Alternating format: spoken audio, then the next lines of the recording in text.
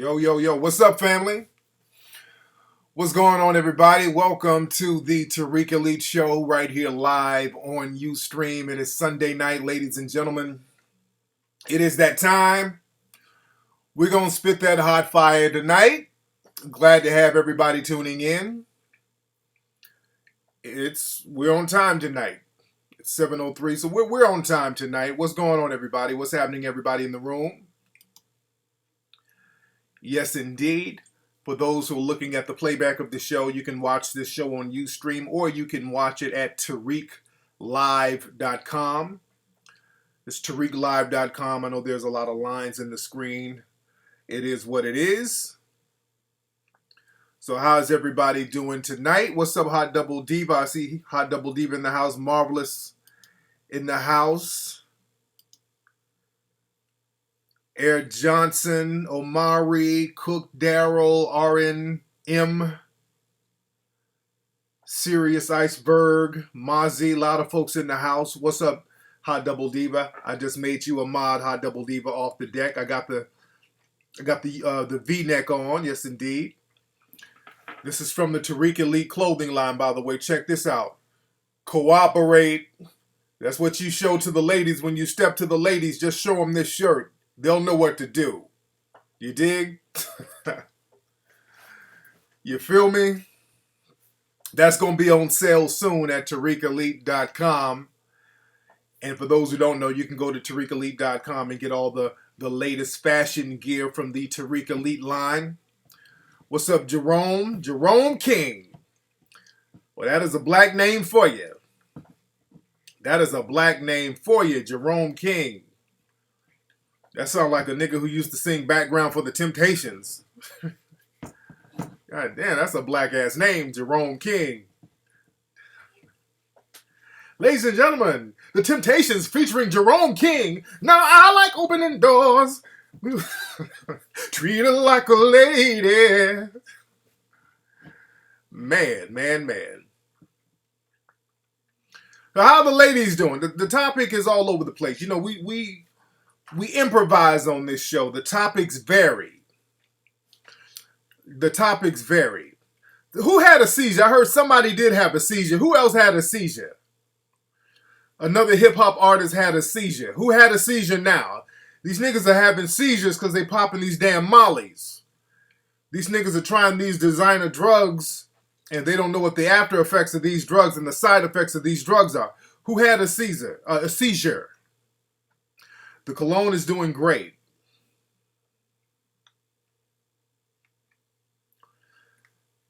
Chris Brown had a seizure. Yeah, I think I did hear about that. Y'all said hip-hop artists, though. Man, y'all better stop popping these damn mollies and fucking with these designer drugs. That's what's giving these dudes these seizures, man.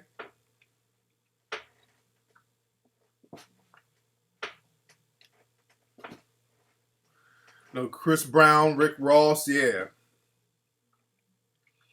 Yeah, all these dudes.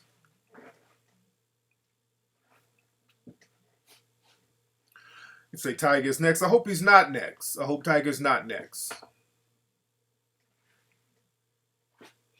Jay said Chris Brown had a seizure because he's light-skinned. You say he had a light-skinned stroke? A light-skinned seizure. It might be. No, these niggas are popping them damn narcotics, man. They don't know what the side effects are. What's up, Shy? Let me talk to the ladies. I really want to talk to the ladies. All the ladies come on in. I'm going to chop up game with the ladies tonight. I really want to chop up game with the ladies, so I want the ladies to come on in. I want to focus on you for a minute. I want to school the sisters for a minute. I want to help the ladies for a minute. We're gonna drop some game for the ladies. I haven't dropped no specific game for the ladies in a minute about stuff that's going on out here in society. You dig? What's up, dignified dark sister? Yes, I do look all relaxed and stuff. Dignified dark sister. I like that name. How do you look, dignified dark sister? I saw a real chocolate sister the other day, sexy as hell. She was walking real stank, like she had a white sugar daddy. You can tell sisters with a white sugar daddy. She had one of them looks. She was fine in the motherfucker though. I saw her coming out of the yogurt place. So you know she had a white dude. You know, she went to get that motherfucker some yogurt. MCK, can you go get me some butter pecan yogurt? So she was getting some yogurt. So you're dark and lovely, dark dignified. You're dark and lovely. There you go. That's a good thing. Ain't nothing wrong with that. Ain't nothing wrong with that whatsoever. Long as you're dignified. Because I got footage of you. You know I got footage of you, dark, dignified dark sister. You know I got... now you're dark, but I don't know if you're too dignified in this clip. Is this you?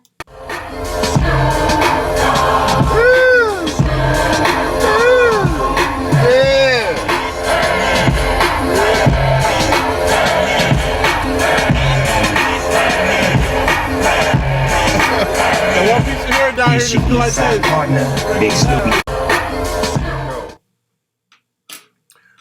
I'm messing with you. Yes, indeed. Now, few things I want to talk about. Like I said, I want to talk to the sisters tonight. Just about being up on the game and just knowing what's going on out here. I want to talk to you about that. I want to talk about... Hold on.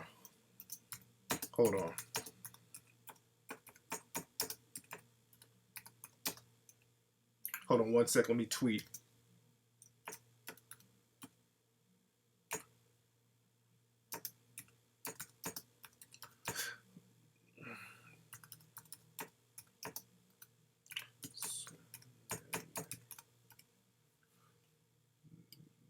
Hold on one second. All right, I just tweeted. But how many of you guys heard about what happened to Oprah over there in... Was she in Switzerland, Sweden? Where was she? She was in Switzerland, I think. Some of y'all probably heard about this. Did y'all hear about that? Oprah was over in Switzerland. Got to talk about Oprah for a minute. Oprah was over there in Switzerland. And Tina Turner is getting married. She was over at like Tina Turner's wedding. Tina Turner's finally getting remarried. Is this Tina Turner's first marriage after Ike? Because you took a mean ass whooping. It took you 45 years to get remarried. So this is Tina Turner's first marriage after the Ike ass whoopings from the 70s and 60s.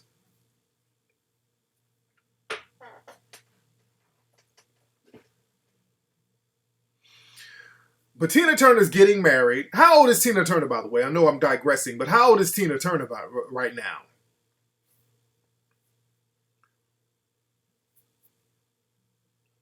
How old is Tina Turner's ass?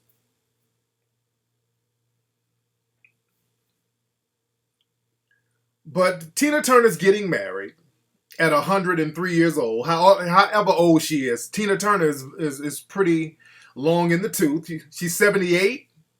That her real age? She got to be 70-something. Because if you know, Tina Turner's always been old. But she's always looked good. But she's always been the old chick who just happened to look good for being old. She ain't no 62 years old. I know that ain't right. Because I remember her being damn near 50 when I was about 5 years old. I remember Jet Magazine, seeing her in Jet Magazine. I was a small kid. And they were talking about how fine she was for being old. So she's always been old. She's one of those people that's been old for a minute. You'd never find a real young picture of her, just like Morgan Freeman. You won't find a young-looking picture of Morgan Freeman. I saw one of Morgan Freeman's baby pictures. He still looked like he was about to drive Miss Daisy in that motherfucker. You look up Morgan Freeman's childhood pictures, that motherfucker still looks old. But anyway, Oprah was over there in Switzerland at the Tina Turner wedding. And, they know who Oprah is, but some people do, some people don't.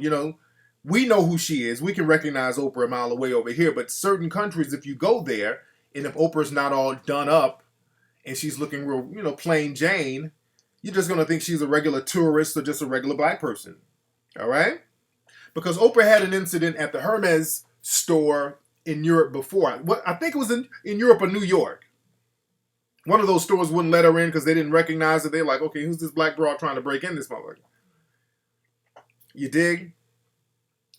But she was, Oprah Winfrey was in Switzerland. There was a high-end purse store that she went into. What was the name of the store? There was a high-end purse store in Switzerland. I can't think of the name of it. But she went in the store, and there was a bag for $40,000. So Oprah went in the store. She asked the clerk, the lady, hey, I want to see that bag. Now, the lady, not recognizing who Oprah is, she just thinks she's a black female tourist. The lady was like, no, I'm not going to let you see that bag. It's too expensive. They thought Oprah was going to do a smash and grab. You did? They thought Oprah was going to pull a smash and grab. She's like, no, black ass woman, I'm not letting you get this bag. You dig? Nope, I'm sorry. Oprah's like, no, I want to see it. Let me go ahead and see that bag. And the lady told Oprah, it's too expensive and I don't want to hurt your feelings. Because you probably can't afford that. Oprah said, okay, and she just left. So she started doing interviews about it. $37,000, $40,000, same thing. With tax, that motherfucker would have came out to $40,000. Don't get it twisted. With tax, it would have came out to 40 grand. And now the store is apologizing. Switzerland is apologizing. Oh, we didn't know it was Oprah. We're sorry. We're so sorry. Oh, we didn't know. And that's the fucked up thing about it. You didn't know it was Oprah, so you kept it 100. You didn't know it was Oprah, and you did keep it 110. You didn't think she could afford it, and y'all played her to the side, and that's what you get. That's what you get. She can empower 20 black men with all that money. What you talking about, man? You can empower yourself, dude. Y'all talking nigga talk, man. Y'all stop that. Y'all stop counting motherfuckers' money. Don't do that. Oprah, if Oprah want to buy a $40,000 bag, that's cool. If Oprah wants to buy a $40,000 bag, that's cool. But don't start talking about, well, she could have did something for the black man. Nigga, do for yourself. Stop that. Y'all stop that. Y'all stop that bullshit. That's hustle hating right there. Y'all niggas are hustle hating. Y'all stop counting cats' money.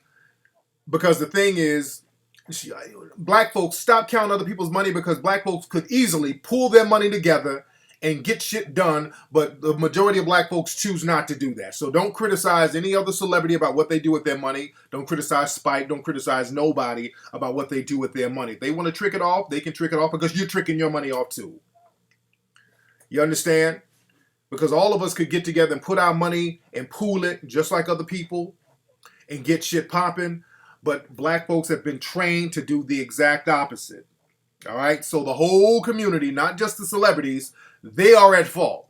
And that is our downfall, not pooling our paper together and handling business financially. That is our only problem. Everything else is a symptom of that problem. Now, with that being said, I understand that black people have been specifically targeted economically. All right? I get it.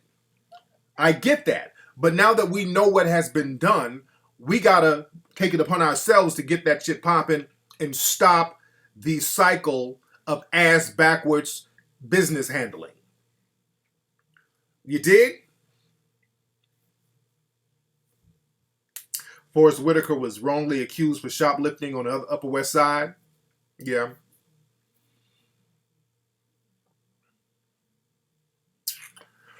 But the thing is, though, you can't think like that, man. You got to start pooling your money together yourselves. See, black folks got this thing about rich blacks and middle-class blacks should look out for us. Everybody should look out for everybody. Y'all got to stop that nigga thinking. There was some clown ass nigga on Twitter. He's trying to get attention from me now. Some nigga. Some of y'all follow me on Twitter. He's probably listening, you clown ass nigga. This fool hit me up on Twitter. And all of his pictures, this nigga smoking blunts. Every one of this nigga's pictures, his profile picture, he's blowing trees, he's blowing weed smoke. He got drank. He's popping bottles on all of his pictures on Twitter. This nigga got cognac, Cavassier, Hennessy, blunts rolled up. And this nigga had the nerve to ask me, hey, Tariq, man, what's up, man? How can I watch Hidden Colors 2 for free? I tweeted that nigga. I said, sell some of that weed you got. Then this nigga got mad. He hit me up now. He still hit me up, you dumbass nigga. And I hope you listening. He's trying to attention whore to get me to respond back and go back and forth. But niggas be trying to get into Twitter spats so they can run on YouTube and say they're having a beef with me, which I'm not falling for that bait. But yeah, I know that clown ass nigga got bags of weed, joints, blunts, and begging for a free copy of the film.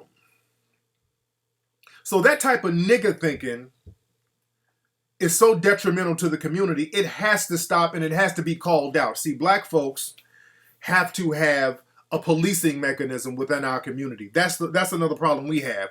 Too much flagrant, felonious bullshit goes on in our community and there's no policing of it.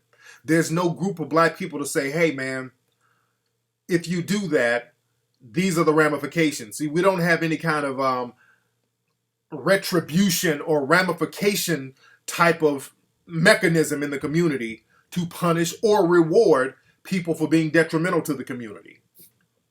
So when we do Hidden Colors 3, we're going to talk a lot about that. There's a lot of deep stuff we're going to talk about in Hidden Colors 3. You dig? Let me see if that's him.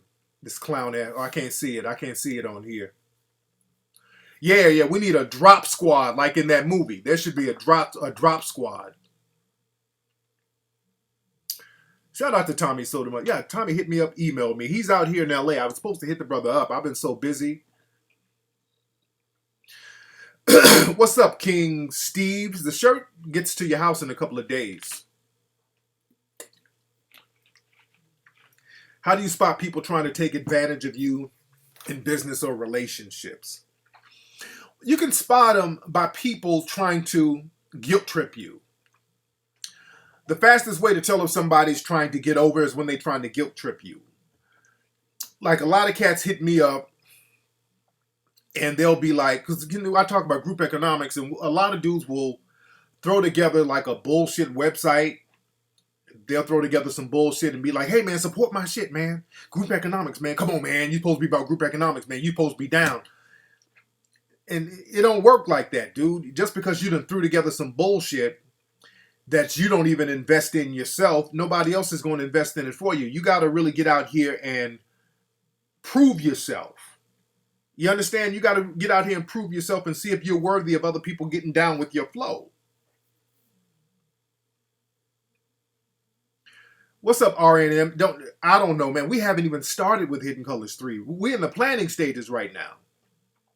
Please, y'all don't start asking me when Hidden Colors 3 is dropping. I don't know, dude. We haven't recorded nothing yet. We're in the planning stages right now.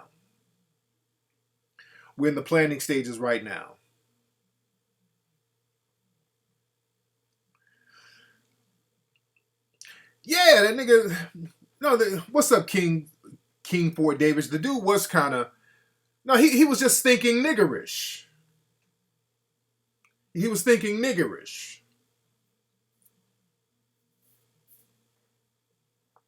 I hope Spike Lee does get his goal. I hope Spike get his goal.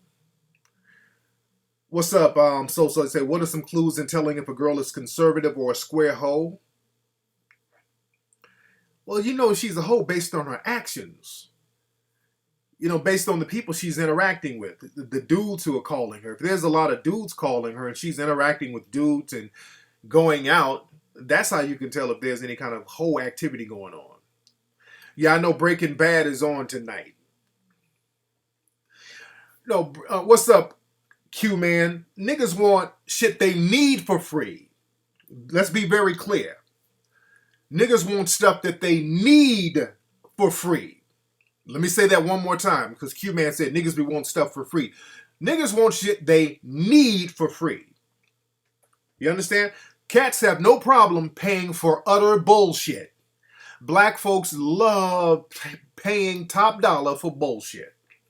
Black folks love bragging about paying top dollar for bullshit. What's up, my dude Ola? Ola's in the house. Me, Ola Sean, we're going to be in Vegas next week for the Magic fashion show with the Tariq Elite line. Parlay. 23andMe is a good site to find your ancestry.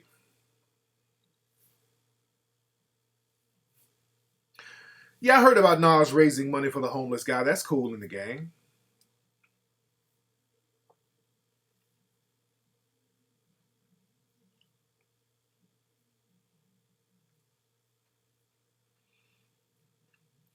Now, Spike isn't hating. Spike is giving his opinion, but I wish Spike would have done that privately. You know, I wish Spike would have just hit the brother up privately instead of putting him on Front Street like that. So Spike, I think he realizes that was a mistake. You know, Spike got a little beside himself, but that was a mistake. And Spike is going to have to start hitting cats up privately as far as stuff like that.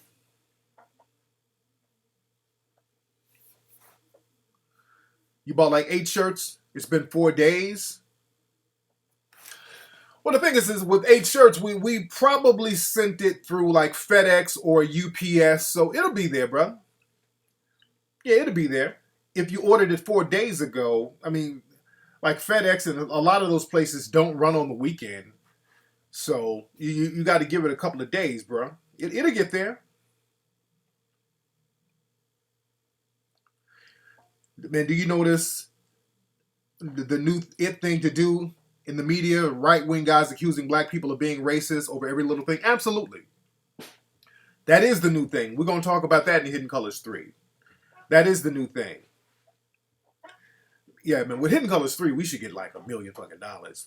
But we're going to talk about that in Hidden Colors 3. And another thing y'all notice, whenever you talk about black issues or any kind of black progress, the conversation is always sidelined. If you talk about giving black people something specifically, because black people have never gotten anything specifically in this country.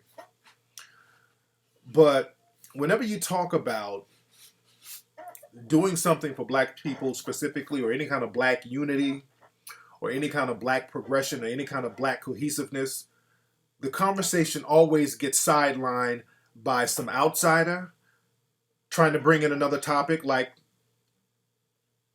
what about the homosexual community? Which is nothing wrong with that, but we got to talk about things separately. People always try to latch on to what we have going on. When we get something going, when we get some momentum going with ourselves, people jump in. Well, you're leaving us out. You're leaving out the gay community, or you're leaving out sexism. What about women's groups? And then you find people of color doing this. This is a common thing, and I say this as an example. Like with Hidden Colors, when it came out, especially Hidden Colors 2, a lot of black folks all over the country, not just all over the country, all over the world, are onto it, and it's bringing a lot of black folks together. Then there was an article that came out with Madame Noir, the website, the gossip website with these gossipy corporate-sponsored stories talking about misogyny in the conscious community, trying to correlate Hidden Colors 2 with some kind of misogynist agenda, talking about I'm a misogynist and all this bullshit. Sidelining and sidetracking the conversation, diverting the attention, trying to divide and conquer. Now, on Twitter the other day, the singer Janette Monáe, beautiful chick. Y'all know who she is, right? Beautiful, beautiful, beautiful chick. Janelle Monáe. Is it Janette or Janelle? It's Janelle Monáe. I said Janette. It's Janelle Monáe. What's up, Hustle Bear? But Janelle Monáe, beautiful singer. She was on Twitter talking about the artist Prince, Prince has Hidden Colors 1 and 2, and he put her up on Hidden Colors 1 and 2. She said that Prince told her, you gotta watch the movie because it'll change your life. And I knew Prince would probably be up on it because Prince is a conscious dude. The artist Prince, very conscious dude. Prince is up on the game. Yeah. That's D. That's real cool. I appreciate that. Because I'm a big fan of Prince. And to have the Prince co-signing your work, man, that shit is big. When Prince co-signs your work, nigga, that shit is big. That shit is big. Prince is a real conscious dude. Man, don't sleep on Prince. Prince has been trying to put cats up on the music game and how they turn into a slave. Prince is a good look, man. So he was putting Janelle Monáe, and she tweeted about it. Now, some dude tweeted her talking about, it's an East Indian dude. Some East Indian dude talking about, well, you know, the people who made it are homophobic and misogynistic. What the fuck is this nigga talking about? I tweeted him. I'm like, dude, what you talking about? And he was like, yeah, Tariq, the guy who made it, promotes violence against black women. I'm like, what the fuck is this nigga? I tweeted this nigga. I'm like, excuse me, where you getting that from? And right on cue, this dude started pulling up different little quotes from all of my shows, trying to piece them together to make it seem like it was homophobic and misogynistic. So some of these people are on some agent shit. Because some of these people will come out of the woodworks to slander you. It ain't just some troll shit. Some of these cats on some agent shit. Some agent provocateurs. Because when there's any kind of progress or cohesiveness, cats come out of nowhere ready to slander like clockwork. And they have all the slander stuff right there. They have shit out of nowhere ready to slander. You dig? Oh yeah, they do that to the minister all the time. Absolutely. Absolutely. But that just goes to show, man, how a lot of people, whenever our shit gets popping, whenever we start feeling a sense of pride and camaraderie, people come out of nowhere with the bullshit. People outside of the community. Usually they get people within the community, and if they can't do that, they'll get people of color who are not necessarily black, but they'll get people of color to do their dirty work, their puppets, so that we can't charge them with racism because they're a person of color too.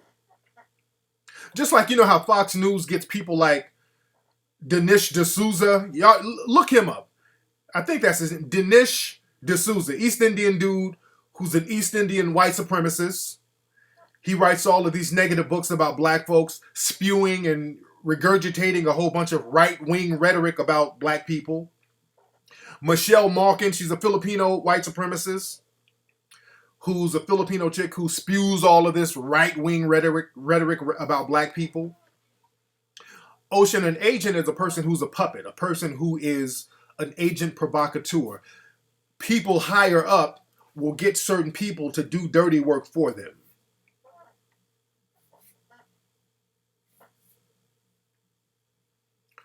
Yeah, it's an East Indian dude coming out trying to shit on Hidden Colors. So he must, because we did go in on Gandhi. We went in on Gandhi.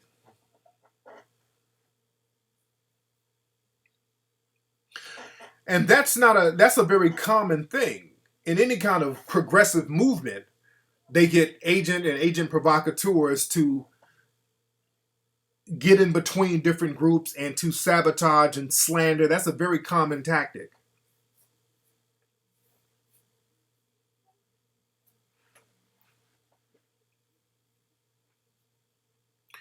Yeah, Jesse Lee Peterson. This dude is the epitome of a coon. He is the epitome of a coon. Just the way he sounds, looks, everything. That's exactly how many black organizations were destroyed. That is exactly how many organizations were destroyed, by using agents and COINTELPRO puppets in those organizations. You say, why do people get so offended at the thought of Egypt being a black civilization? Because you got to acknowledge that if you acknowledge that people who look like us built those civilizations, the myth of black inferiority goes out of the window.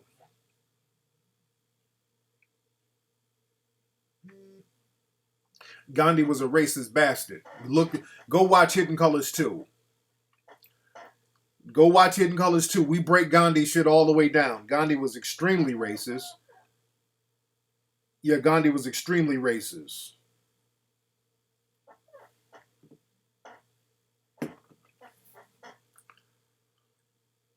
Yeah, I heard about the conservative black chick, Crystal Wright, and they exposed her. There was an article that exposed her. I want y'all to Google that. Because a couple of years ago, with Crystal Wright, let me talk about her. For those who don't know who she is, she's this black female, light-skinned black lady who calls herself the conservative black chick, and they got her on, they have her on Fox News and certain news outlets, basically regurgitating a lot of that anti-black rhetoric. You notice how they reward black people.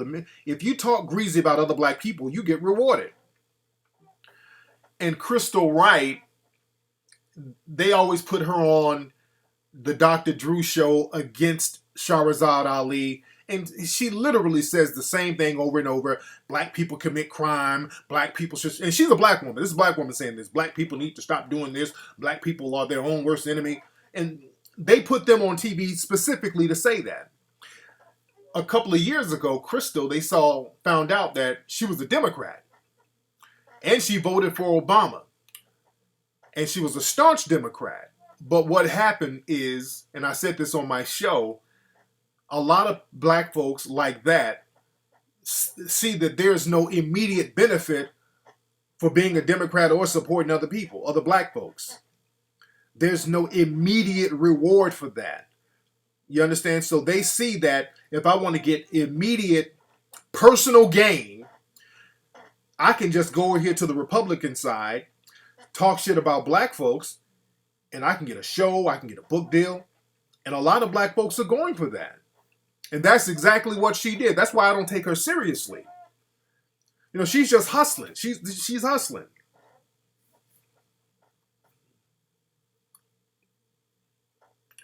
Good, yeah, that's the link right there. What's up, Kim Success? Can y'all see these links, by the way? Check out that link. Kim Success put up a link. Clutch Magazine did it. It says Crystal Wright. Is Crystal Wright really a conservative black chick? Hold on, what the hell is this? Hold on, what the hell? I cut my own bangs. I do wear makeup. I sat still. My morning beauty regimen. I had the gym. Shit, man. But sorry about that. Hey, when you go to a webpage and there's a whole bunch of ads on there and you can't even find out where they are.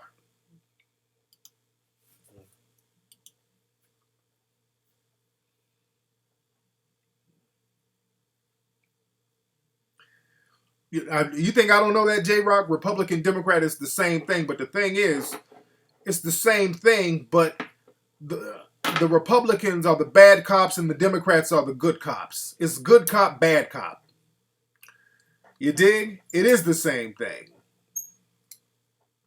The Democrats just act like they're a little more concerned, and the Republicans let you know exactly how they feel.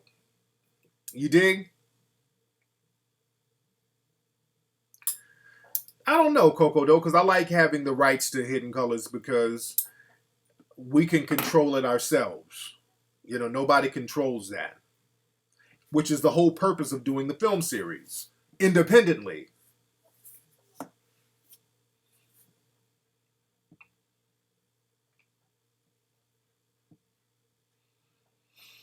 Yeah, exactly. With Stacey Dash. Stacey Dash, she's like, look, if I go over here and start talking this crazy shit with these Republicans, I can get shine.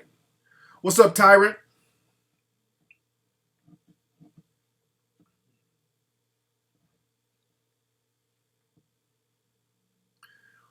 Yeah, I've been on the Master Cleanse diet before. What's up, Mac DMV? Long time since you've been on the show. Where you been, Mac DMV? Because I haven't seen your name up here in a long time, player.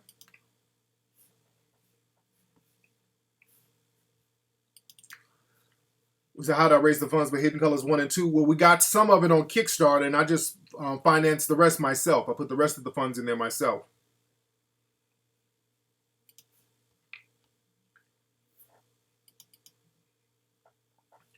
Liberals, Democrats, same thing. Liberals and Democrats, same thing.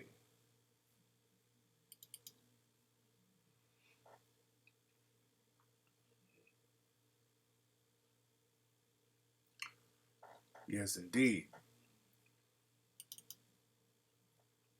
Where you been, Mac DMV? Hold on, I couldn't see Mac DMV's words. Stefan, I don't know who that is.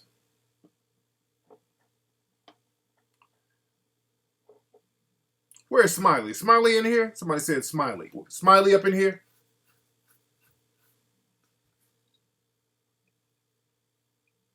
Yeah, I did hear about that. Zimbabwe is doing a blacks-only stock exchange. I did hear about that.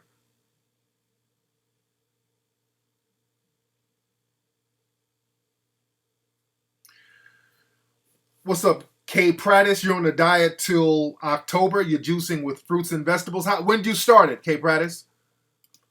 When did you start the diet? In October, that's a long time. Well, I hope you can do it, but that is a long time. Until October, that's a long time.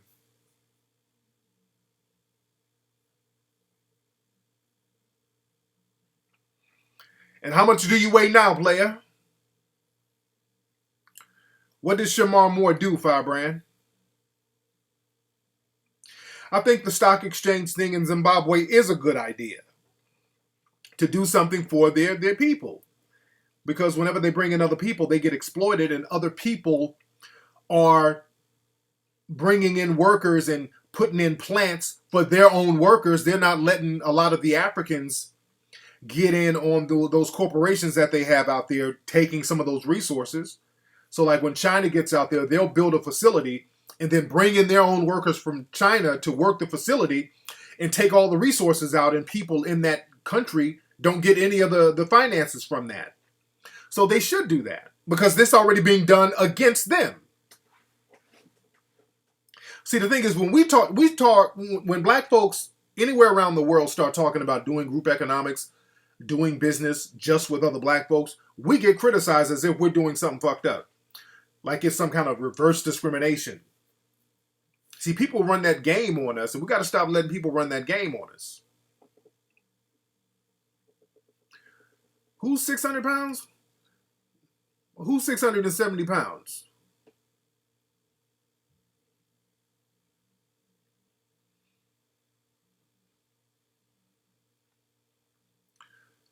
What's up, what's your name?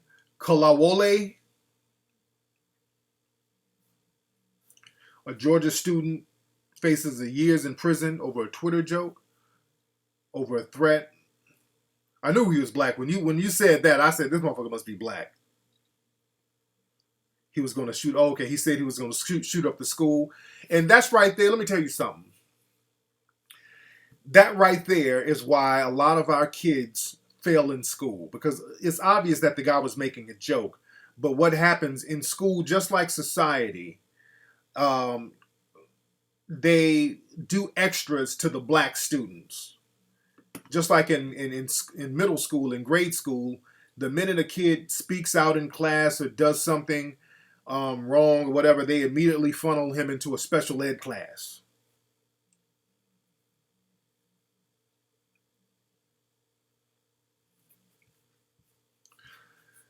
What's that? Firebrand Central. What is this? Black is more than a race in the U.S. What is this?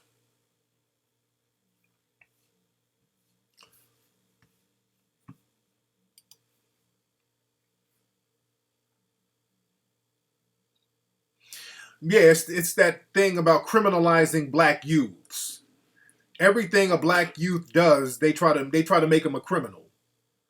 Just like in middle school, they try to put you in special ed, and they know that children in special education or in any kind of learning disability classes, a lot of them turn out to get into the prison system.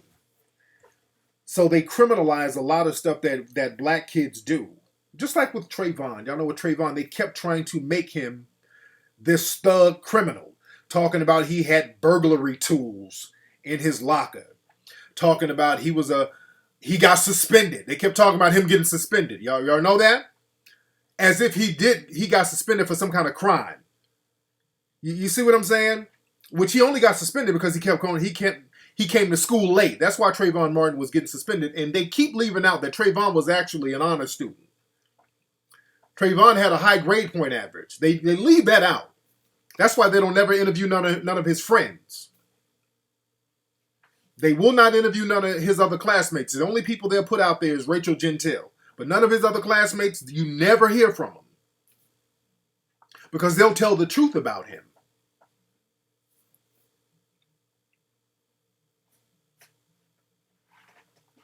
So they do that to our kids, man. They'll try to criminalize our kids. So this is why, man, we got to stop fucking around out here.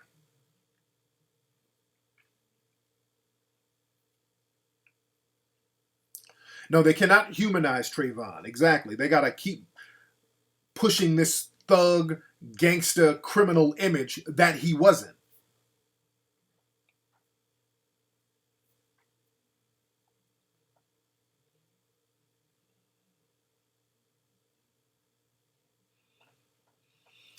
How do you keep your business thriving when you're coming up in the game? Well, you got to prove yourself, man. You got to get out here and grind.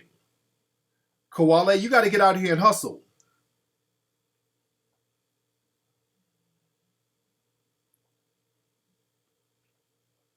What's up, Hustle Bear? We're going to talk about that in Hidden Colors 3 Heavy, where that hatred comes from. We're going to talk about that in Hidden Colors 3 because, again, these are the answers that a lot of people know. These are the answers that a lot of people need to know. These are the answers that a lot of people need to know. Yeah, I talked about that on my show, that Lee Daniels, he said that whites could hate black people. What did he say? He said that whites can call black people niggers but still love us. Some shit like that. I'm like, okay, this dude.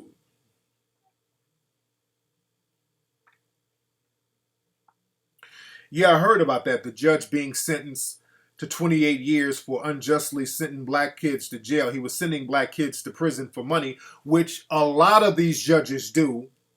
Understand this. If one judge get caught, you just imagine how many are not getting caught. If one judge gets caught for sending people to jail, black kids to jail for money, just think of how many who don't get caught. The majority of them are doing it for money because that's how they get elected. You know how they get elected? This is how the game goes. That judge got sloppy and they just went on and threw him under the bus. He probably got sloppy and greedy. But what they do, the prison corporations, and this is why I say it's all about money. Fuck all that voting and you ain't putting no money on the books. Oh yeah, the Butler's going to win Oscars, definitely. But what happens is that prison corporations, they go to the judges when they're campaigning to run for office, and they say, hey, we'll put some money on your campaign. We'll help get you in office. We'll fund your campaign. We got you. We'll help you become a judge. You becoming a judge, let's break bread. We got you.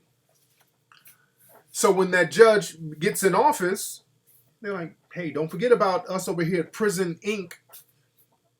You know, we got this little private jail going on and we put you in office, so, you know, we need you to go ahead and throw them sentences down at us. You dig? So when brothers get in front of that judge, y'all thinking that this motherfucker's going to get a fair trial. The judge is sitting there just looking for a reason to throw him in jail to satisfy his constituents. You dig? That's how the game goes. That's how politics go. It ain't about marching. It ain't about just voting. It's about putting money out there in the game.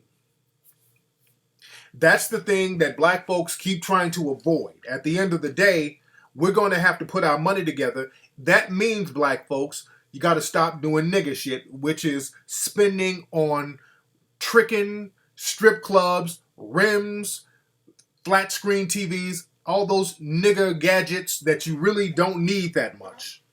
Shit that makes you feel good temporarily.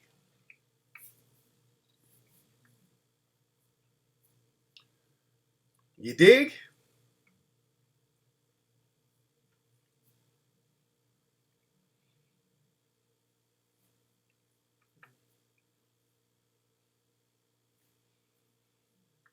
So we got to be about that business.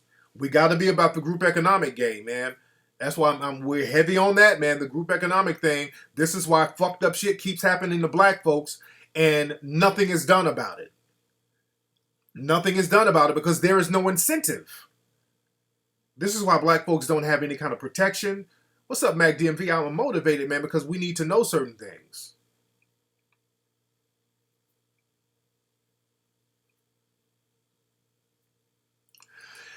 Yeah, but John Hanson, yeah, the whole thing about John Hanson being the first black president and all that, there's a lot of holes in that story.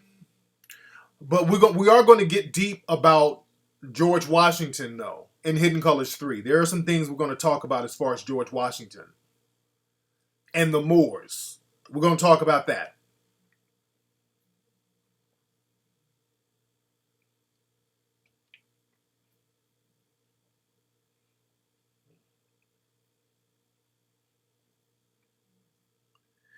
You say, how do we start this group economic thing?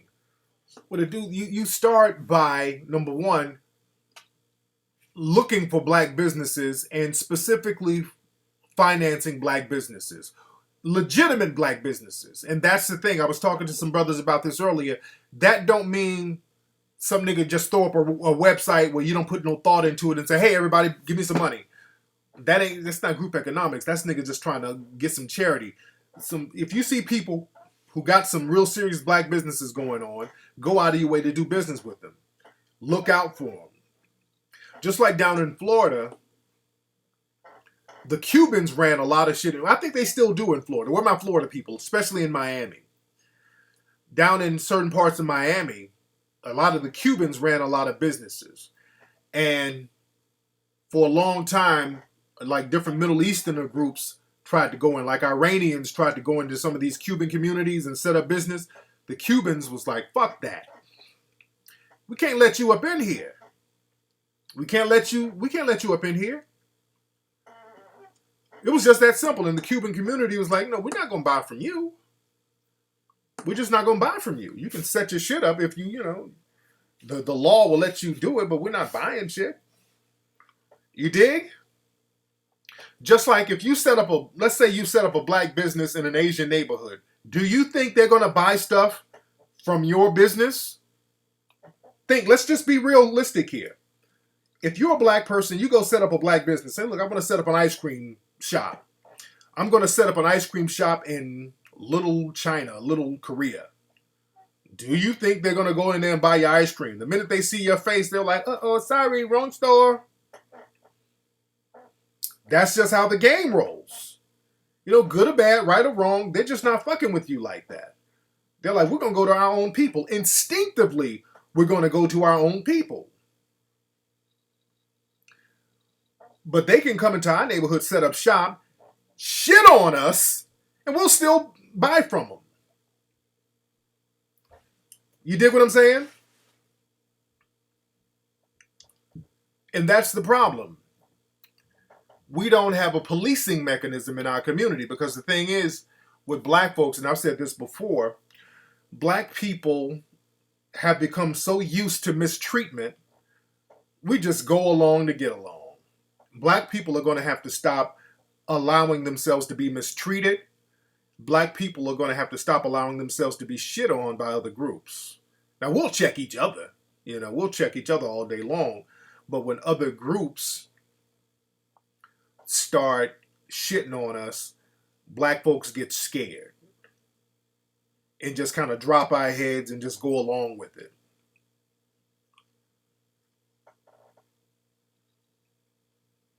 That's what we have to be able to also police our own communities as well. There's a lot of stuff we have to do. The number one thing, we got to all get on the same page. You dig? A lot of black people have individual success, which is unfortunate. And a lot of people are satisfied with that individual success, but that weakens you to a certain degree because you don't have a community to back you up. So if you are an individual success, You're balling out, but you're a lone wolf. You're balling out and you're around other people who don't look like you. You understand what I'm saying? Now, some people are cool with that because they're like, shit, I got mine. Fuck all them other niggas. But if you're smart, you're like, look, I got mine, but they can get theirs too. You dig?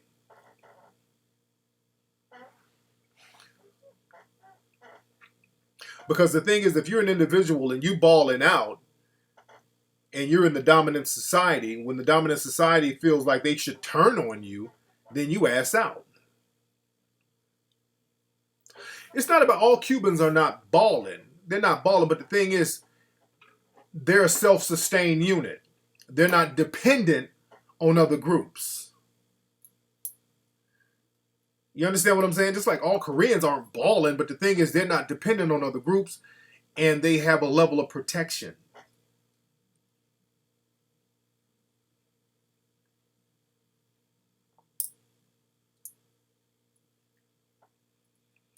So you got to think of it in those terms.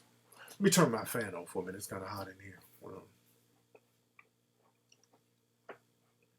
Virginia residents buy land to wave Confederate flag. Again, it's about to get worse, man. I'm not shocked because of that story. And again, when the Jim Crow is coming right back, I'm telling y'all, this shit is going to get worse for black folks because right now, black people are very, very weak right now. And black people are not putting up any kind of resistance. Black people are weaker than ever, financially, socially, morally, spiritually. Black people are weak as hell. And when people see that you're weak, black people keep trying to use sympathy to cater and to make an appeal to people, and that's not going to work. People aren't dealing with you on no emotional level, on no moralistic level. They're trying to stay in power. They're coming at you from a power level. Yeah, that's what I'm saying. It is here. I'm talking about the overt Jim Crow. Because it did never leave. It never left. It never left. I'm talking about just straight up overt where they tell you what's popping. I'm telling you, it's going to get to the point now where they're going to start putting up signs again. They're going to start putting up signs and they're going to really start outright lynching your asses. Not just with guns, they're going to put up rope. They're going to go old school. There's going to be a lynching pretty soon. I can almost guarantee it. People in this society, they've been waiting for the good old days where they can string niggas up and just ritualistically lynch you. I'm telling you that shit's going to happen. You think it's not going to happen? I promise you that shit's going to happen. A black person is going to get old school lynched. Trayvon Martin was lynched. When you kill somebody and the person who killed an innocent black person is acquitted and the world is watching right now, we don't have anything, no kind of protection mechanism to stop it. And then you got black folks on TV talking about where we be calling ourselves nigga and we should blame ourselves. It's a wrap. It's a wrap. There's a cop in New York who shot a 14-year-old kid. No charges. Oscar Grant, they did a movie about Oscar Grant, shot him in his back. The cop did 11 months. You dig what I'm saying? We already get lynched through the court system and just on the street by law enforcement. And now with Zimmerman, now citizens can lynch you legally. It's going to get worse. They're going to do it old school, ritualistically, where they string you up with rope. That's going to happen.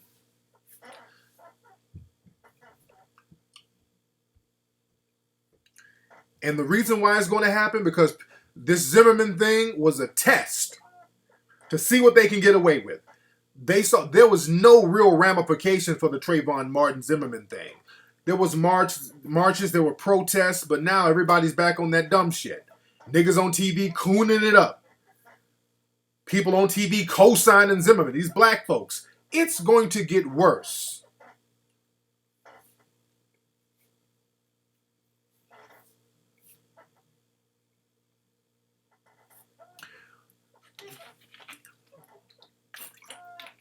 because black folks have accepted mistreatment.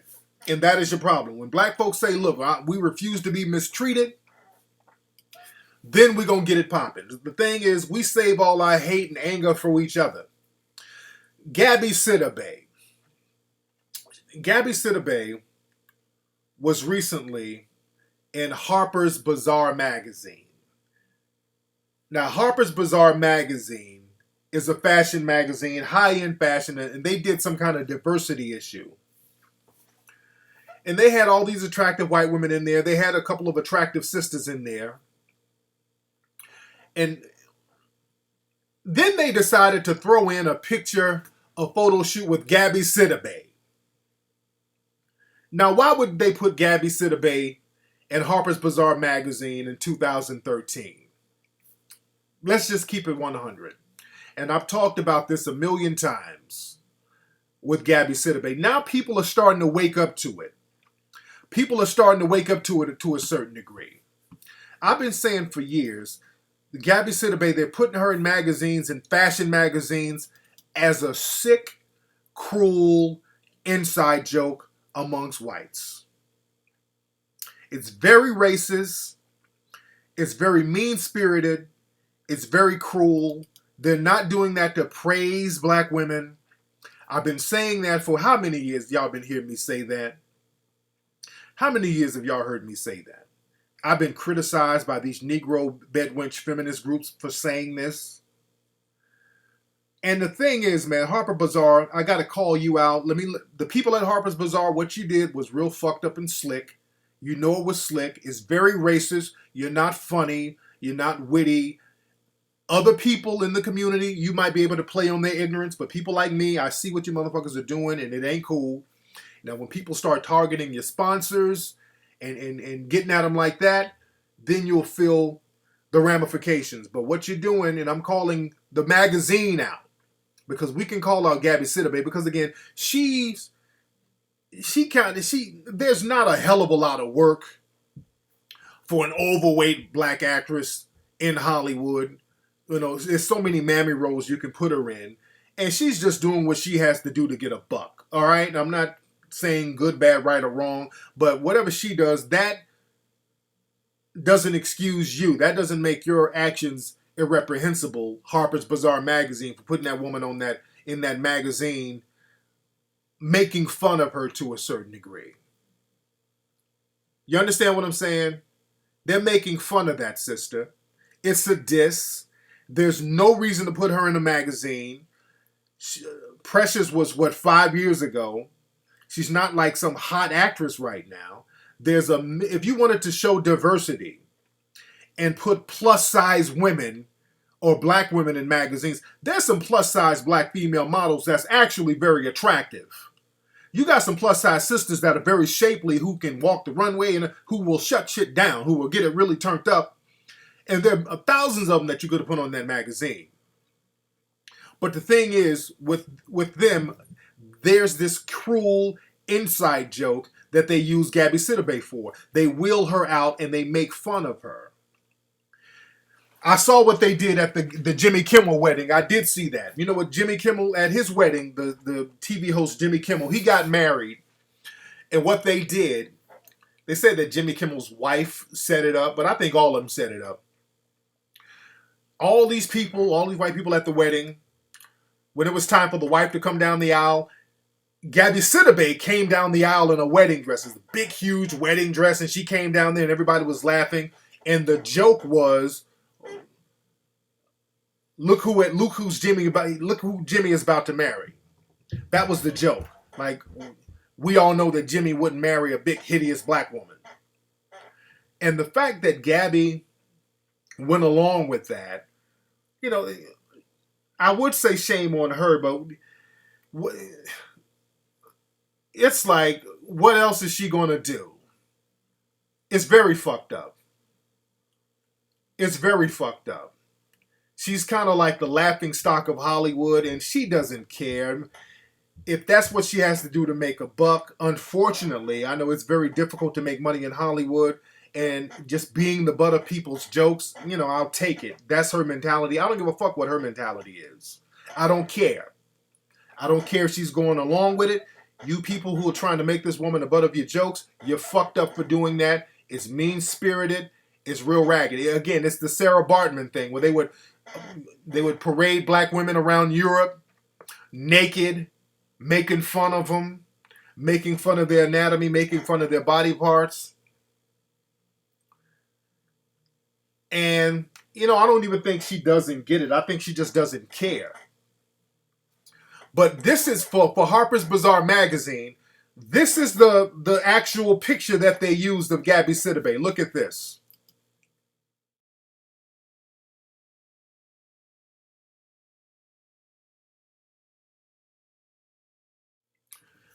Now that's the actual picture they use, which further proves how much that shit was a joke. That outfit is fucking horrible.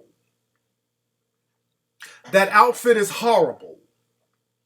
It's utterly fucking horrible. You understand what I'm saying?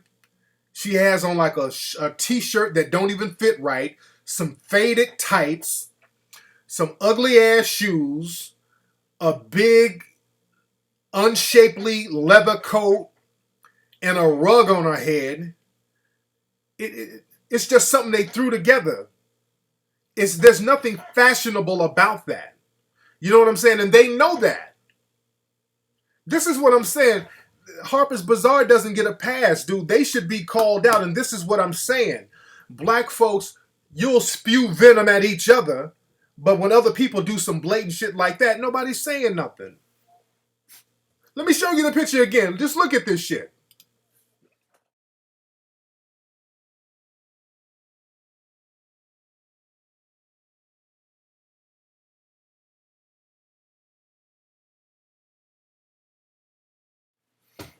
Yeah, that's horrible. Yeah, that shit is horrible. And they didn't put any kind of thought into it. If I could almost, not really give them a pass, but just almost, if they could have played it off and said, okay, we're going to dress her in something real fly, I could almost give that a pass, which I won't.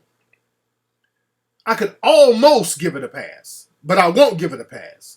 If they dressed her real fly, complimented her, but the fact that they threw on some bullshit, they knew that it was a joke.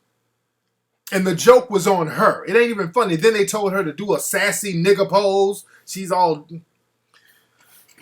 This is making fun of sisters. And the thing, this shit is not innocent because what happens is that they put this shit worldwide of a black woman. And that's supposed to represent all black women, by the way.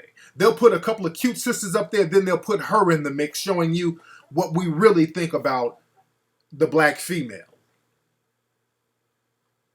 You understand what I'm saying?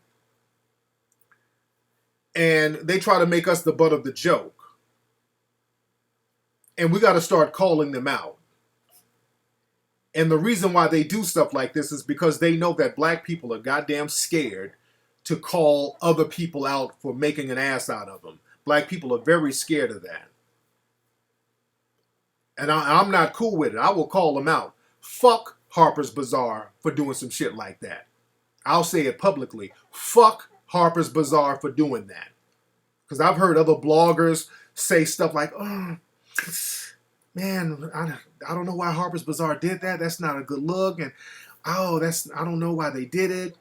And they're just not, I think a lot of these people are afraid to say the truth. That was some racist bullshit they did by putting her in there. They're not trying to be about diversity. You understand? They're not trying to be about diversity. That's clowning. Just like when that school, Ole Miss University, which is a school known for its racism, they said, okay, we're going to be diverse. So we're going to hire or we're going to elect an overweight black woman as our high school prom queen or our high school homecoming queen. You understand what I'm saying?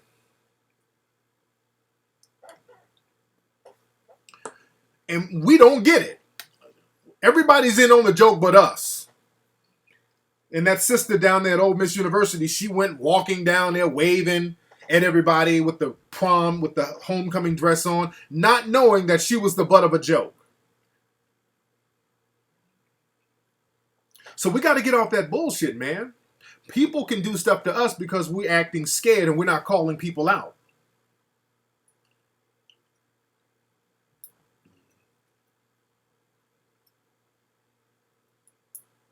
No, I'm not T Gentry.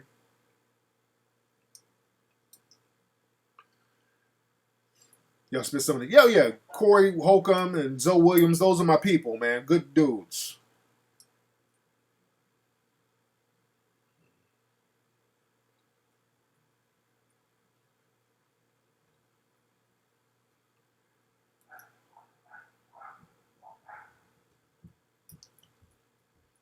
Okay.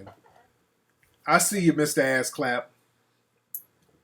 I'll let Hot Double Diva get your dumb ass out of here, Ass Clap. But yeah, that homecoming queen thing was real sad. Oh yeah, Ole Miss is known for being racist.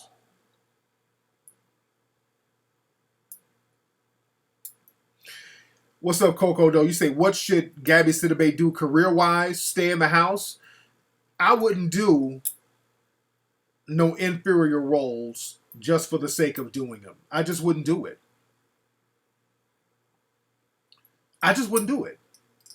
What's up, Max, that dude? That's my thing.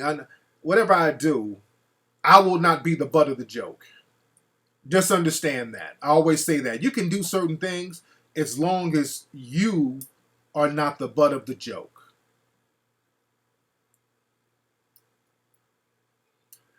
When people are laughing with you, that's cool. But when people are laughing at you, you're compromising your dignity. But yeah, them putting Gabby Sidibe in these magazines and these raggedy outfits, that's an insult to not just her, but to the whole black community, because this is what they really think about you. Understand that.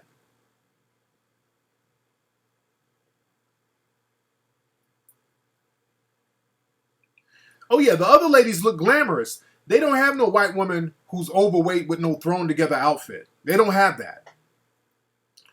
And again, they keep putting her... This is about the third or fourth fashion magazine Gabby Sidibe has been in. They keep putting this woman in fashion magazines. It's like a joke. It's an inside joke. Like, look at her. You know what'd be funny?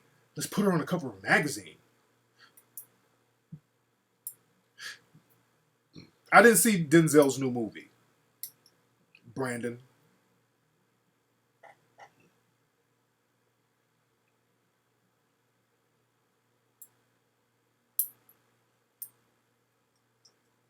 So that's heavy, man. Black folks got to stop accepting abuse. And the thing is, people are going to keep abusing you. Why? Because you show people that you will accept it. You won't say, look, damn this.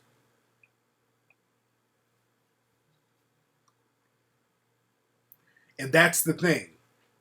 And then you have people like Rush Limbaugh, because Rush got on the air talking real greasy about Oprah. When Oprah got caught up out there with that whole thing in Switzerland, Rush got on the air and said, well, the woman, they probably didn't like Oprah because she was fat and black. It was some shit Rush was saying. And the thing is, man, people like Rush and the Sean Hannitys and the Bill O'Reillys, these cats are very different. I mean, they're very dangerous because they got millions of people who listen and they take heed to all of that garbage that they spew. Now, Rush and those dudes, they're hustling. Because they don't believe a lot of the shit they say, but they do know that people believe their bullshit.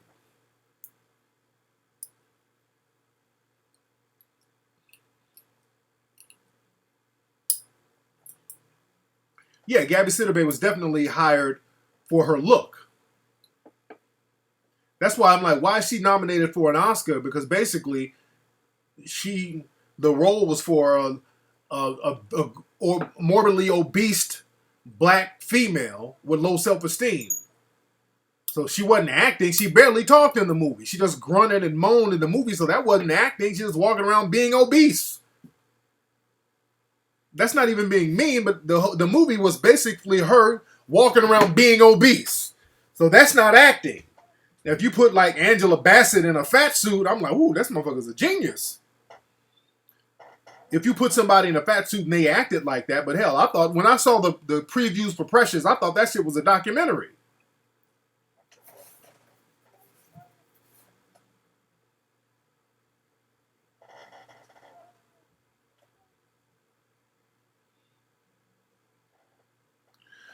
What's up, Beautiful Brown? Say you're a black business owner. What kind of business you have, Beautifully Brown?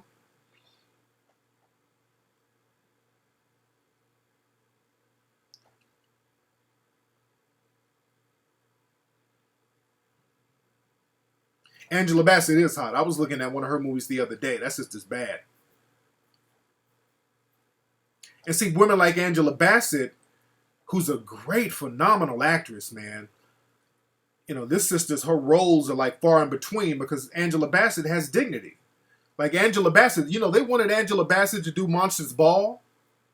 They wanted Angela Bassett to do Monsters Ball. She was like, I'm not doing that shit. Is degrading.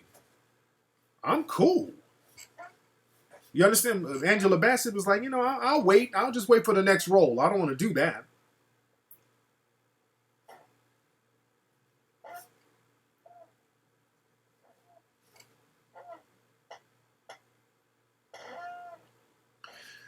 Yeah, Precious is now pejorative. Just like with Rachel Gentile, they were calling her Precious. A lot of whites were calling her Precious.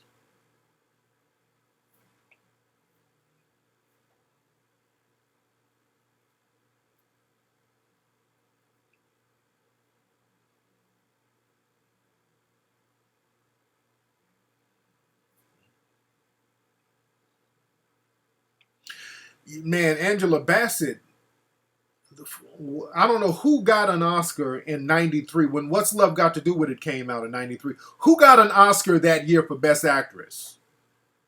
Because her and Larry Fishburne were robbed that year for the damn Oscar. How they didn't get an Oscar for What's Love Got to Do With It is beyond me.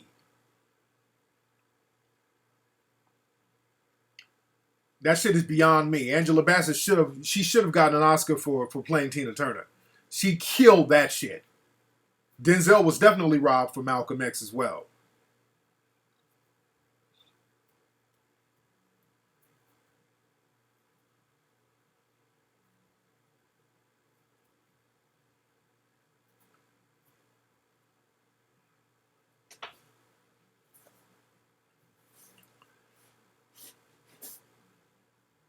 Oh yeah, Angela Bassett is the bomb.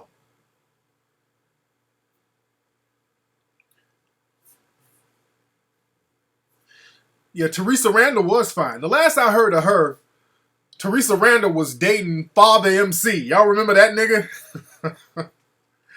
She was dating Father MC, a 90s rapper from Uptown Records. Kowole, what's your name again? You say, will I support your Kickstarter? I don't know what your Kickstarter is about, dude. What's your Kickstarter about, man? Kolawale, I can't pronounce your name, man. Koala. I just call your shit Koala. You keep asking me about, am I going to support your Kickstarter? I don't know what your Kickstarter is about, dude. I'm not going to just support random Kickstarters just because they're there. What is it about? Is it going to get done? Is it going to pop off? Are you going to do something with it? Does it look like it's going to pop off? See, the thing is, dudes throw up some Kickstarter shit. You're raising pledges for your next EP. What you do, rap? Or you sing? What are you doing? And I would say that wouldn't be a good thing to we got enough niggas out here with rap mixtapes and shit. You know? That I don't think too many people are gonna get behind that, to be honestly, man. To be honest. Raising money to put out yet another rap record, or that's not original enough, man. To be honest, you gotta be a little more original about shit like that. We got the last thing we need are niggas putting out any more rap records.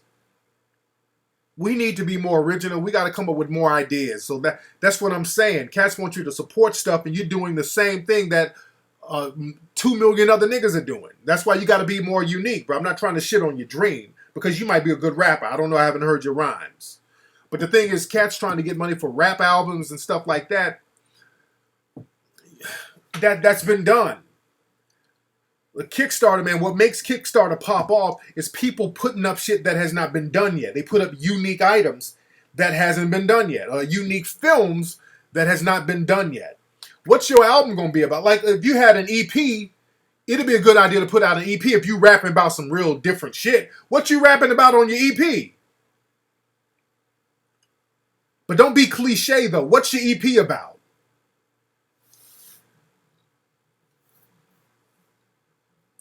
But Kevin, you're going to have to stop putting your link up over and over, man. You're trolling the room right now. It's your first venture. You're a business major in college. But Koala, what is your EP about? Kevin, Kevin Art, post that shit one more time. I'm blocking your ass, dude. Post that shit one more time. I'm blocking your ass.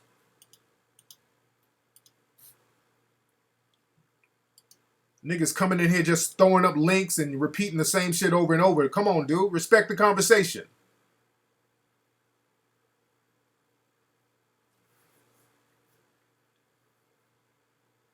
The Project Energy discusses the dynamic between energy of external experiences, the way energy becomes internalized. Nigga, you're just using a whole bunch of 3-syllable words out of context. You're trying to sound more intelligent than you are. Stop, nigga. Don't do that. Nigga, you better talk normal, because the shit you just said was completely out of context, and it's just you trying to sound more intelligent than what you are, man. It's like, it discusses the dynamic between the energy of external experiences and the ways energy becomes internalized, and then I collectivize the hypothalamus of the uniquities, my brother. You better say that shit in layman's terms. You don't even understand what you just said, nigga. You just sound like a nigga who got out of jail from a 10-year bid. Yes, brother, I do thoroughly appreciate my release from my prolonged incarcerative pronouncement and improductivity of that incarceration, my brother. So come on, Koala, man. What is your EP about? What is your EP about, man? Your EP, your record has to be about, you got to be like, look, my name is Koala. I'm rapping about saving the fucking giraffes. All right? My album is unique. Giraffes are dying over in Africa. They're being hunted for their neck meat, and I'm trying to save them. You dig? That's how you got to get down, man. You got to be out there trying to save animals with your raps. You got to be unique. You got to get some of that hipster hippie money. Because, again, to get black folks to invest in a motherfucker rapping, hell, every black person raps. Or knows a motherfucker who rap. So you got to be more unique than that. You dig?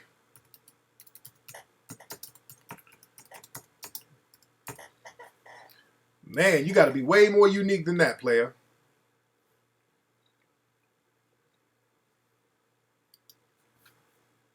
My God.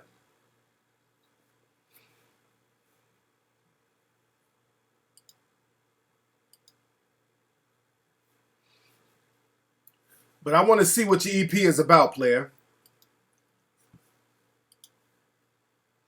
I want to hear some of your rhymes. What's some of the, Koala, what's the name of some of your rhymes? And again, what are you rapping about? You're not rapping about the energy of extraterrestrials, and what are some of you, what are you rhyming about?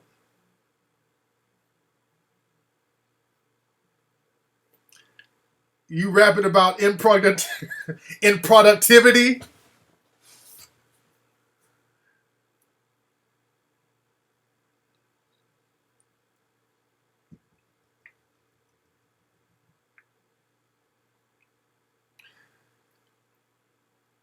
Do I believe all this homosexuality going back to the black community is detrimental? Hey man, our problem is just money, dude. All this other stuff is whatever. You know, our problem and our issue is about money. It ain't about homosexuality and all that. Our issue is financial. If we get that done, we get our finances together, everything else will be fine. Hold on. Let me listen to Koala's music. Hold on. Damn. I can't. It's not letting me get to it, bro. That link don't work, man. Koala.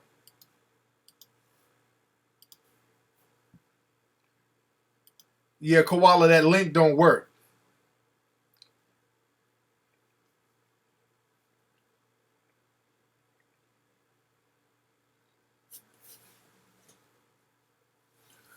Man, I grind heavy. I get it in. I get it in. Yeah, but Koala, that link didn't work, man. I want to hear some of your rhymes. Let's try it again. That's not working, man. Your link ain't working, bro. It ain't working, man. Excuse me, I burped. That's all right, Koala. So, Koala, what's the actual name of the EP? What's the name of the EP? What's the name of the record?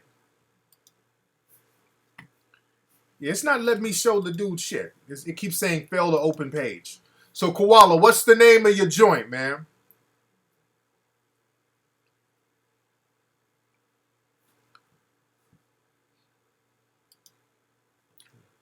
Oh, okay, here it is. Wait, don't make me famous.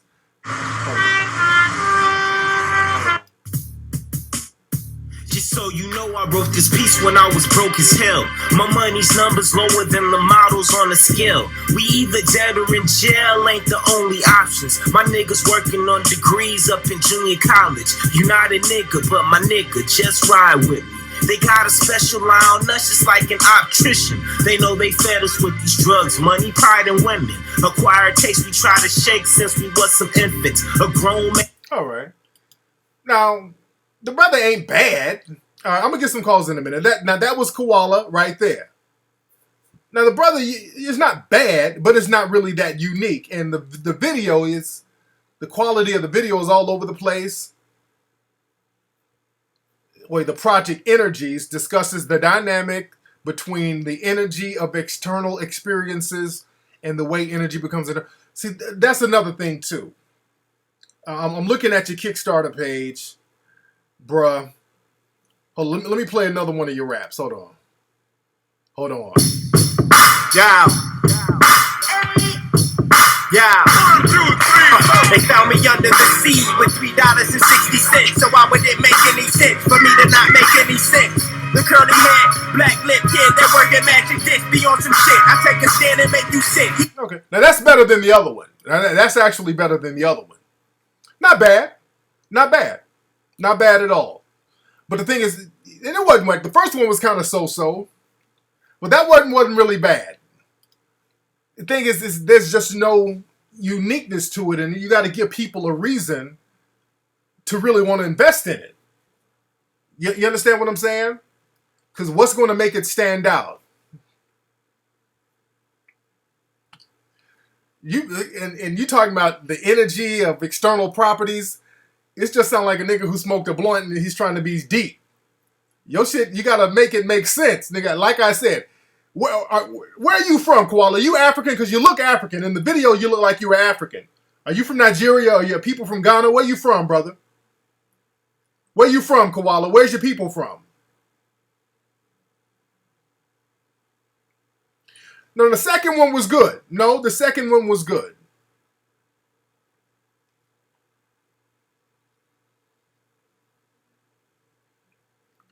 You from Long Beach? No. Are your parents or your grandparents or somebody from Nigeria somewhere? Because you kind of have a Nigerian look, bro. That's what I'm saying. I know you're from Long Beach, but your dad is from Nigeria, but you grew. Okay, yeah, I knew that was. I can tell there was somebody who has immediate West African ancestry there. I can see that. And a lot of cats, man, use unnecessary words in a sentence. You ain't got to do that. Make your shit simple. Start rapping about some Nigerian shit. Start talking about Africa. Like I said, you need to make your album unique rap about saving giraffes, nigga. Hold on, your shit. Nigga, hold on. You better get some Sugar Hill Gang. Nigga, you better get some Sugar Hill Gang shit popping off. Hold on. Hold on. This your shit should be like this. My name is Koala Bear. Throw your hands up like you just don't care. Ladies, get up and you shake that ass. I'm trying to save money for these damn giraffes, cause giraffes are dying all in the streets, chopping off their necks and using it for meat. So nigga, rap about giraffes, dude. Rap about giraffes. They using giraffe neck meat, nigga. Let you call in and spit. All right, what's call in, nigga? Let's see you spit. 818-850-5404.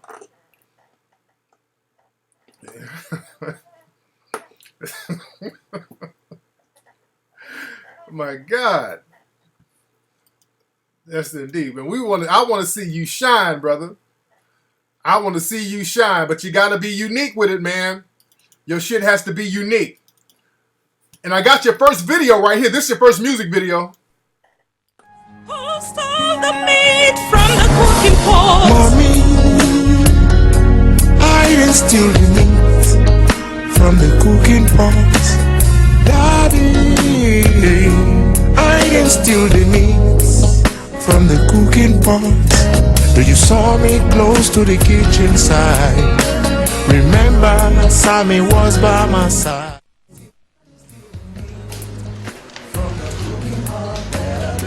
Mom, I want to eat, and there's no meat in the cooking pot. What do you mean there's no meat? There's no meat! Call me Sammy! Yes, Mom. Sam. Who took the meat from my cooking pot? Meat from cooking. I don't know anything about it. You must know! Where's my leg? I think it's in the show. Fetch it.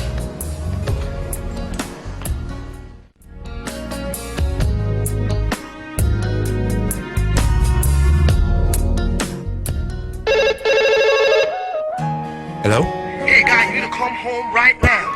But I'm in a show right now. Just shut up, man. Your attention is needed right now. But I can't. Okay, I'm on my way. I'm coming right away.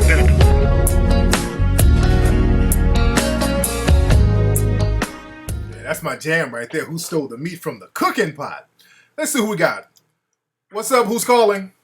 What's going on, Tariq? This is Kalawale Tuko. What's up, Kalawale? How you doing, brother? I'm doing good, sir. Just enjoying the live chat on Sunday. Yes, indeed. Yes, indeed. So, yeah, like I said, man, the rhymes sound good, but like I said, the whole thing is there has to be an original thing to it to make people want to jump on board for it. That's all I'm saying about it. I totally. I respect the critique. I've been trying to get in touch with you as far as trying to make sure that everything is in place, because what I want to do, like I said, I'm in college. I'm on my senior year, and I'm trying not to come and approach my business in an orthodox way where I'm trying to get signed to a major label. Right. This what I'm doing right here is like one of my first ventures, and I'm trying to create my own entrepreneurship in another venture with philanthropy. But obviously you need funds to do that. And the best way that I could find as far as my current talent is just with music. Like I produce, lyricist, arrangement, everything is all in-house. I'm just trying to get enough funds to pledge. And most of the people that I know, they're willing to support, but they're college students like me, and they're not in a position to really put up any serious money. So, this is my first business plan that I've been like utilizing from just being in college. Yeah. I go to Sac State, and instead of internship, I've been using this whole summer to try and grind it out and create my own plan. Yeah, what I would say, what you got to do is build an audience first. And a lot of people, man, in the entertainment business and television and radio and all that, they're big on organic audiences. So what you should do, what you should have been doing, just like what Kendrick Lamar and all these people did, they would put out just rhymes on YouTube, just like Chief Keef and all these cats. They would put up their rhymes, put out their stuff, and just build an audience for it. And then when they got an audience, then they said, okay, look, I got some shit for sale. Then start putting it out like that. but you got to build up an organic audience first. Just like with the Mac Lessons radio show, like I have 400 free shows. Like my podcast, you get them for free, but when you come to my lectures, that costs, and you get my lecture DVDs, that costs, and some of my other products, but you still get the free stuff, so you get to build an organic audience so they can test you and see how thorough you are before they buy.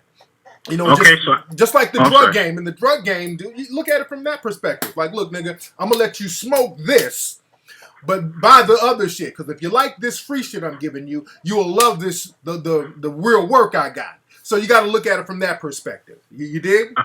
I dig it. I have 3 projects. Like on the video, if you play this Kickstarter, this isn't like my first EP. It's been 3 that I've released so far. And the thing is, I'm good with music. I'm good with like networking. I've opened up for, Schoolboy Q, Absol, just to give you a sense as far as credibility and hard work and putting in that work. There's no team behind me. Now I got a copy of your R&B studio session. Is this you doing the R&B work? Hold on. Look at you. Go ahead, someone else. If you don't want me, then don't talk to me. Go ahead, free yourself. If you don't want me, then don't talk to me. Go ahead, free yourself. Said again and again, and I tried.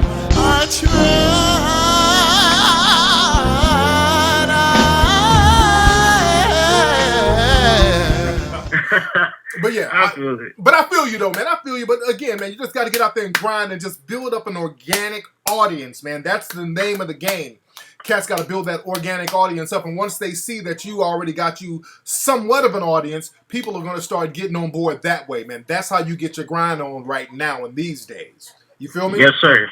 So can I challenge you? Can I create like a Survivor Scrolls mixtape or a Hidden Colors mixtape just to like?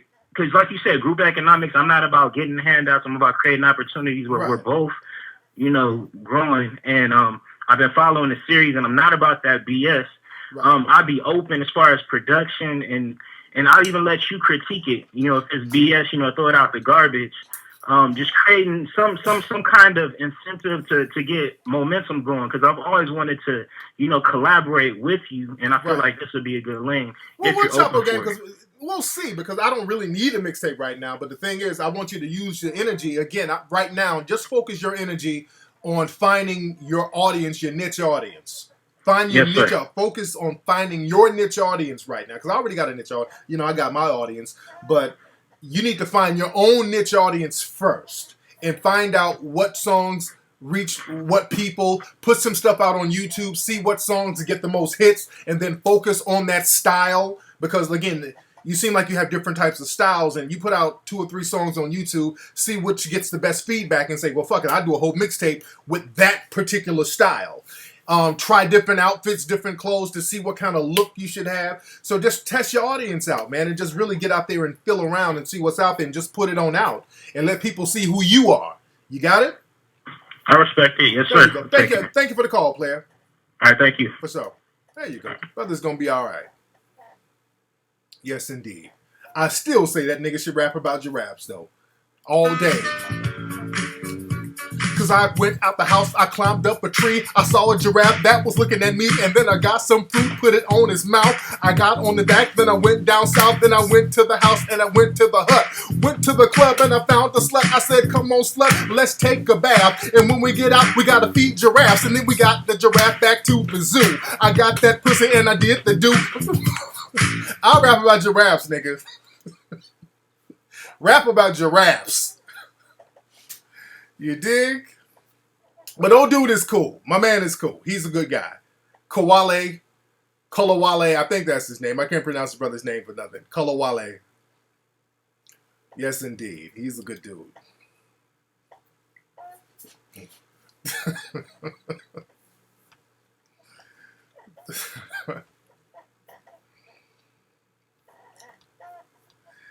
Yes, indeed.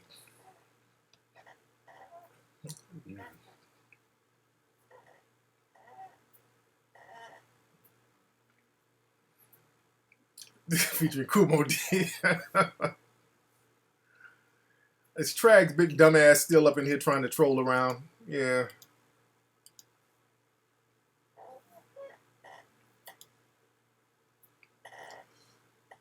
Giraffe bars, exactly. We've got a lot of people sending me private messages here. Trolls. Okay. What's going on over at the UPA site, United Players of America site? I got to see what's up. They said there's a lot of trolls over there. I got to get on there and clean the site up a little bit.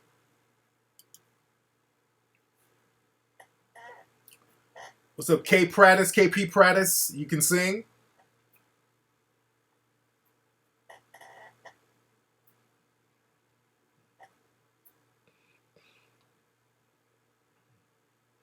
I don't know if there are any battle events out here in LA.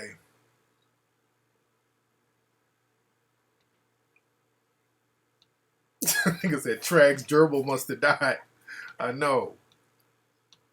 Yeah, I got to get on the UnitedPlayersOfAmerica.com website, and yeah, I heard there's a lot of trolls lately. I haven't had a chance to get on there, and I got to get on there and start cleaning some of the troll activity up.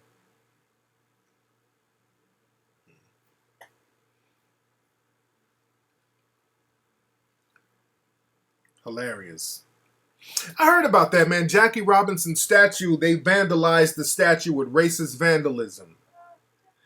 People are getting real bold these days, man. People are getting real bold. You couldn't support the Dominican Day Parade. You couldn't support a whole day of ass shaking.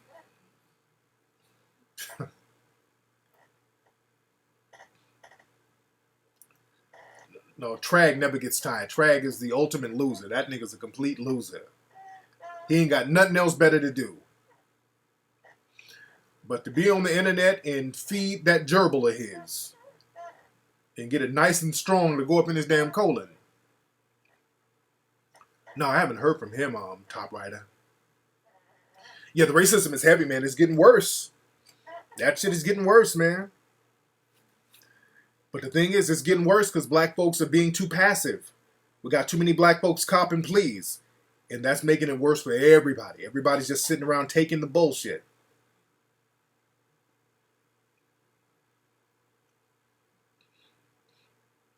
Yeah, Zimmerman, man.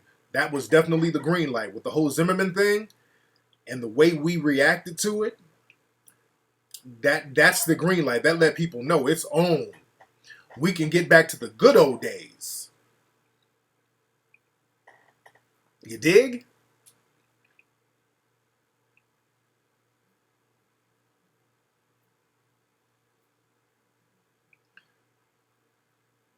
Absolutely. How to lynch a person and get away with it. Absolutely. You definitely got to protect yourself. How many folks we got up in here tonight? How many folks we got up in here? We still deep up in here right now? Hold on one second. And don't forget, people, go to TariqElite.com to get the new Tariq Elite t-shirts. We still heavy. Over 721 people up in here. We still deep. And don't forget to check out MacLessonsRadio.com every Wednesday to hear the Mac Lessons Radio show. Next week, we're going to be in Vegas. I'm going to be doing the Ustream show live in Las Vegas next Sunday. We'll be in Vegas next Sunday. Me, Ola Sean, we're going to be up there making it do what it do. Showing the new Tariq Elite clothing line stuff. We're going to have a good time up there in Vegas.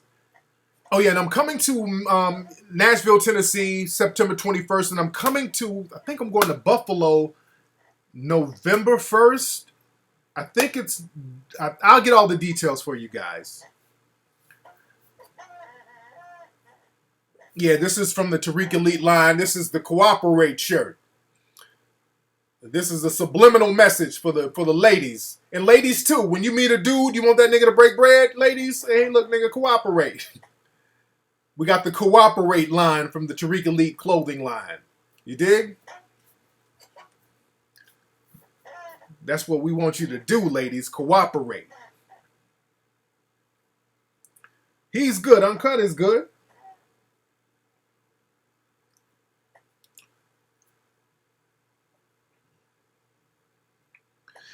What are some of the practices we need to put in place to make sure our kids don't meet the same fate as Trayvon? Number one, you be in a position where you can put in prosecutors and you can put in people in law enforcement in your community.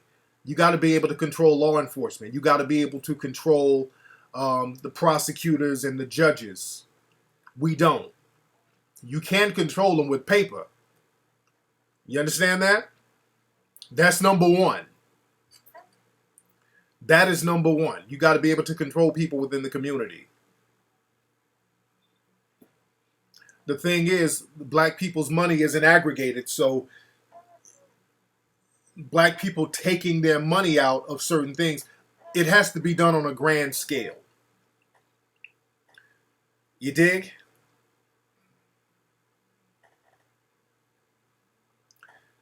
Big Sis Johnson. Okay, everybody's trying to put their music up now. Well, this ain't goddamn Soul Train.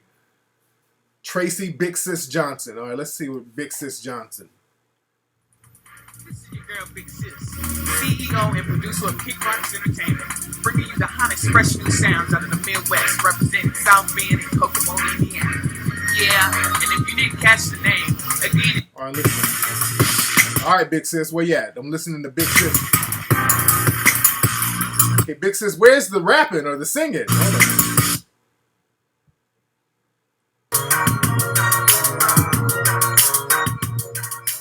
Big Sis, why your music sound like 90s porn? This sound like 90s porn music.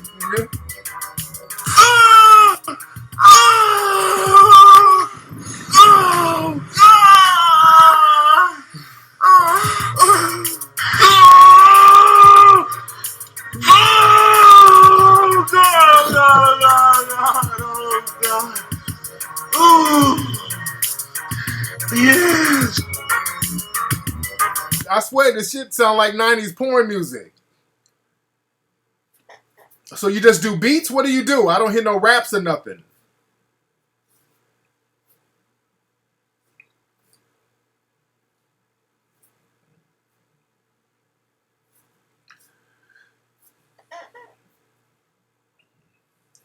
Yeah, I think we are. We might have to report Trag's ass to Ustream.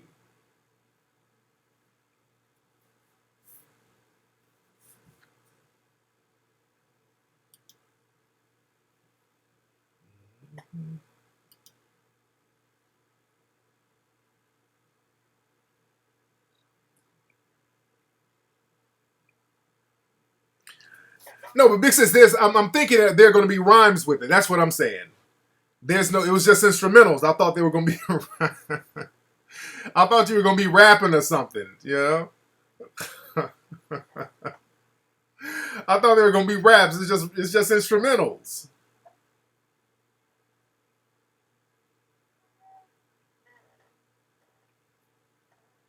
That's what's up, Koale. Kola Wole. Okay, you just make beats. Okay.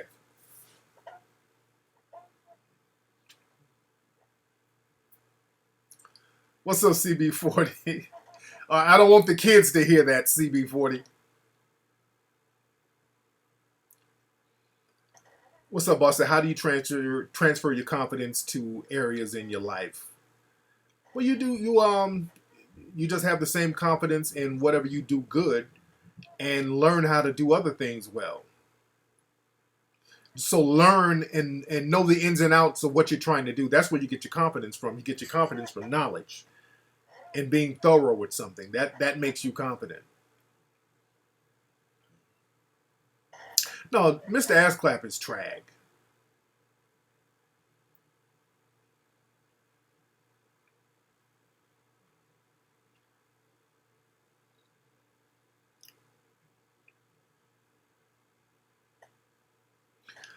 What's up? Will the black coons who've been bought by the white folks come to the black community if we got group economics together?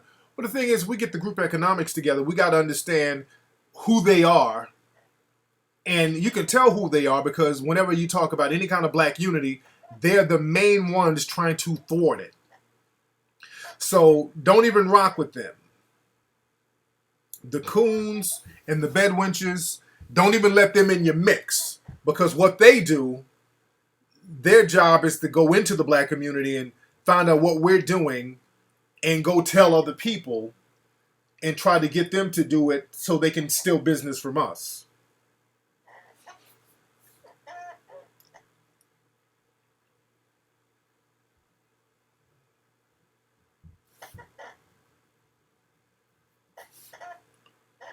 DJ Willie, hit me up on info@TariqElite.com.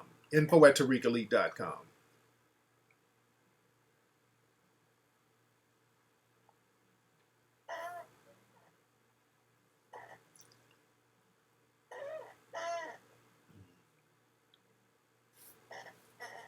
Yeah, but we got to get serious, man. We're not going to have a choice, but we got to get serious. What's up, Afrocentric? You say you're 5'11", you're model-esque, you're intelligent, respectful, and down to earth. Why can't you get a man? Now, what do you look like? What do you look like? That's very important, Afrocentric. What's your webpage? Where can I see what you look like? Because that has a lot to do with it, because you just described yourself. That's one thing. What's up, Peniza? Is Breaking Bad on yet? I don't know.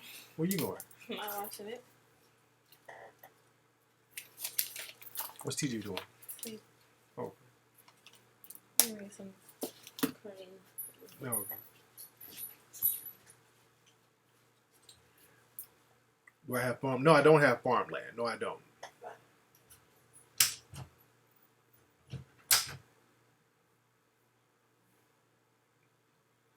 Yeah, I always check out Stormfront to see what's going on over there. I keep my eye on those cats, man.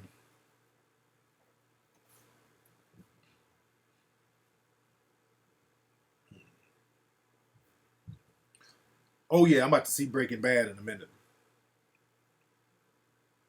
You had to check a chick this Friday because she tried to play you by flirting with your homeboy? Yeah.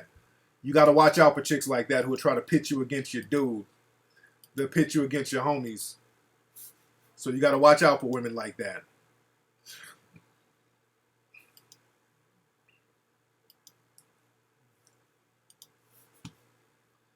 But the girl who's my bad, I don't know what happened there, but the girl who's 5'7" and model-esque, I would like to see what she looks like. Because that has a lot to do with why she ain't getting no dude. Because she say she's model-esque, but shit, what kind of model are you? Yeah? You might be an animal model or some shit, you know. What kind of model are you? We got to see what you look like.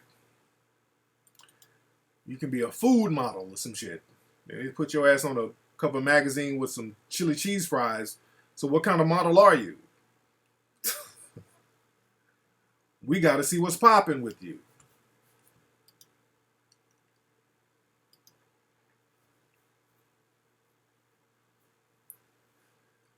And don't forget, man, y'all go to TariqElite.com, ladies and gentlemen, to get the sunglasses, to get the t-shirts, all that good stuff. Get all that good stuff at TariqElite.com. Yeah, Afrocentric, what's your page, babe?